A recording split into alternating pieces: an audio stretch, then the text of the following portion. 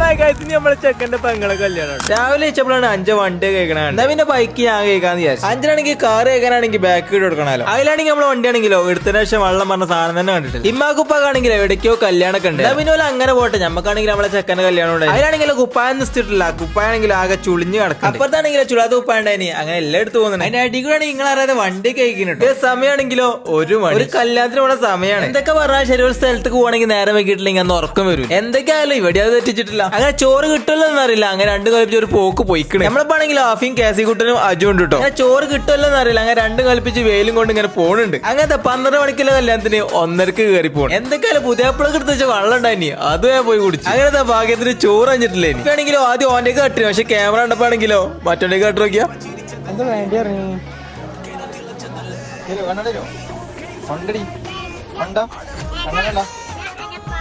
കണ്ണട കണ്ട ഫോണാണോ?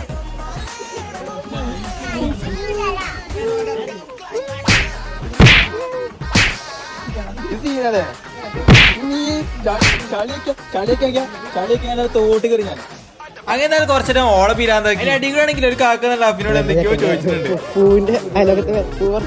അങ്ങനെ എന്തായാലും അവിടുന്ന് വല്ല പോകുന്നുണ്ടോ. അതിലാണെങ്കിലോ ദാഹിച്ചിട്ട് വെച്ചാൽ പിന്നെ വെള്ളാക്കാൻ വിചാരിച്ചു. ഇവർക്ക് എന്താ പറ്റില്ല, 2 തലക്ക് നാട് പെരുഞ്ചു. അടികളാണെങ്കിലോ ഇങ്ങനത്തെ ഒരു സാധനം ഉണ്ട്. എന്തൊക്കെയായാലും ഈ ഒരു ഫ്രെയിം ഇതിന്റെ ഒരു വൈബ്. അവിടുന്ന് വന്നപ്പോഴാണ് കരിമ്പ് ജ്യൂസിന് എന്തെങ്കിലും ആഗ്രഹം ഉണ്ടെങ്കിൽ അത് അപ്പം തീർക്കണം. അങ്ങനെ അതും കുടിച്ച് നമ്മള് നേരെ പരിക്ക് വന്നു. പരിക്കത്തിപ്പോഴാണ് എന്തായാലും വെറുതെ കാണാം. അപ്പൊ എന്നാ ചെയിന് ലൂബ് ചെയ്താലോ എന്ന് വിചാരിച്ചു. അങ്ങനെ അതും ചെയ്യുന്നുണ്ട്. നല്ല കാറ്റുമായി വരുന്നുണ്ട്. ഒന്നും നോക്കിയില്ല, എന്തായാലും 2 കൽപ്പിച്ച് ചെയ്തു. എന്റെ അടിക്കൂടെ താച്ചു നല്ല പൗത്ത മാങ്ങി കൊണ്ടുവരുന്നത്. അതൊക്കെ കണ്ടാ പിന്നെ എങ്ങനെ തിന്നതൊക്കെ അല്ലേ. അപ്പൊ എന്താ ഇത്രേ ഉള്ളൂ. വേറെ 10 ഒന്നുമില്ലല്ലേ. എന്താ പിന്നെ അടുത്തേക്കാണ്.